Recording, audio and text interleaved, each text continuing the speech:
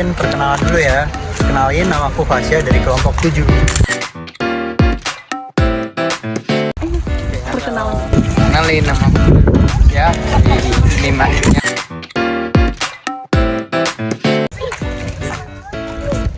Halo, aku Dewi dari kelompok 7.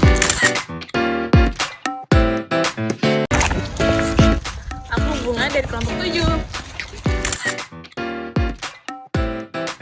Kenalkan, aku Vicky Widianto dari kelompok 7 dengan NIM 05. Salam kenal semua. Aku Grace dari kelompok 7 dengan NIM akhir 010.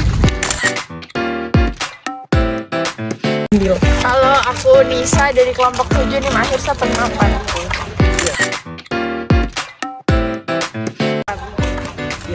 Halo, aku Mita dari kelompok 7.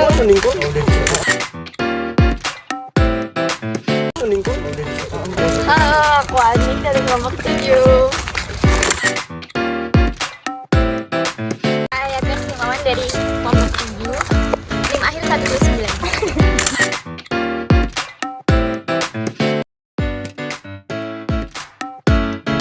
Halo, aku Bisep dari kelompok 7.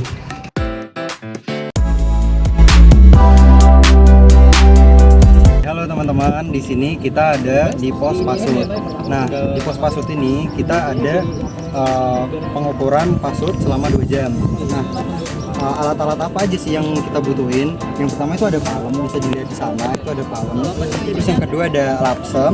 Yang ketiga itu kita pakai alat bantu yaitu teropong seperti itu untuk melihat data yang ada di palem seperti itu. Oke, lalu untuk itu gimana sih caranya kita mengukur data pasang surut ini? Jadi yang pertama berdasarkan lapsem kita isi dulu si cuacanya hari ini tuh kayak gimana. Nah, lalu selanjutnya kita isi waktunya dari mulai tanggal sampai jamnya, karena kita kedapatan dari jam 8 sampai jam 10, jadi kita isi per 10 menitnya.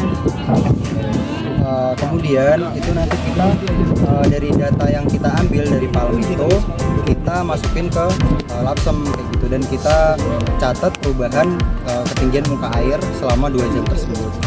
Nah, jadi buat perhitungan secara rincinya itu adalah pengukuran itu bakal dilakukan 10 menit sekali, di mana 10 menit sekali itu nanti bakal diambil 3 kali data, dan nanti 3 data itu dalam 10 menit itu akan dirata-ratakan seperti itu. Mungkin kurang lebihnya seperti itu untuk metode pengukuran pasut. Kurang lebihnya mohon maaf. Nanti kita lanjut ke pos selanjutnya. Dadah.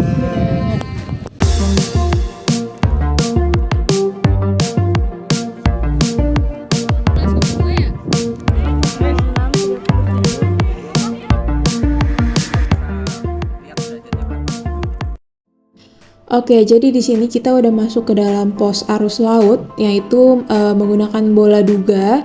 Nah, metodenya langsung aja. Yang pertama, kita siapkan alat dan bahan terlebih dahulu, yaitu alatnya itu yang pertama ada kompas bidik. Yang kedua ada bola duganya sendiri. Lalu yang ketiga ada laporan sementara. Yang keempat dan yang terakhir adalah stopwatch. Nah, kita langkah-langkahnya yaitu yang pertama, bola duga itu dicelupkan ke dalam air laut, dan bersamaan dengan itu dihidupkan pula stopwatch.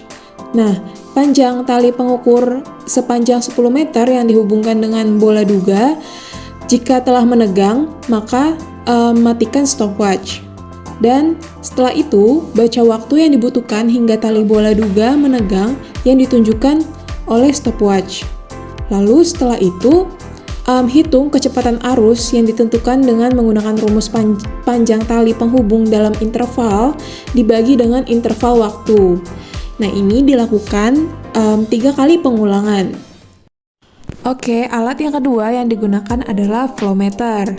Nah, langkah-langkahnya yang pertama kita siapkan alat dan bahan. Yang kedua, kedalaman perairan diukur dengan menggunakan sounding pole. Yang ketiga, arus permukaan diukur dengan memasukkan flow meter pada permukaan air laut untuk mengetahui kecepatan dan arah arus pada perairan tersebut. Flow meter digunakan untuk mengukur kecepatan dan arah angin untuk kedalaman arus dengan memasukkan flow meter pada kedalaman 0,2D, 0,4D, dan 0,6D. Hasilnya yang diperoleh itu akan tertera pada display flow meter dan dicatat pada laporan sementara. Oke, sekian. Terima kasih. Oke, kita menggunakan sounding pole untuk menentukan kedalaman air. Caranya adalah kita pastikan sounding pole ini sampai ke dasar, lalu kita lihat air mulai menyentuh di angka berapa. Oke, di sini kita ada di pos arus, di mana menggunakan metode konvensional, yaitu menggunakan botol drift, yaitu 2 botol drift berwarna hijau dan ungu yang dikasih tali dan dilepaskan ke arah pantai untuk mengetahui arah arusnya.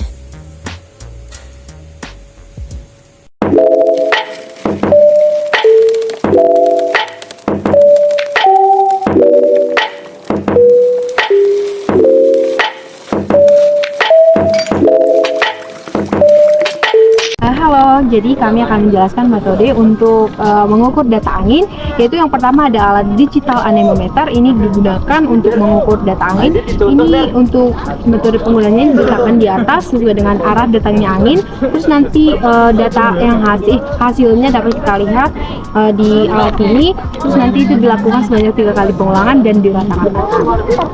Untuk kompasnya sendiri ini digunakan untuk membidik arah angin yang datang. Setelah itu kita tulis juga di lapsem.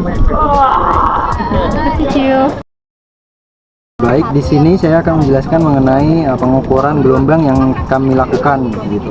Nah, pertama-tama kita itu ada satu palem di sana sebagai alat bantu pengukuran gelombang.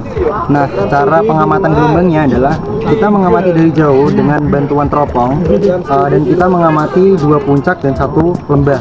Nah, 2 puncak ini digunakan untuk menghitung periode yang mana dari puncak 1 dan puncak 2 itu kita stopwatch dan kita ukur waktunya. Nah, itu sebagai 1 periode gelombang.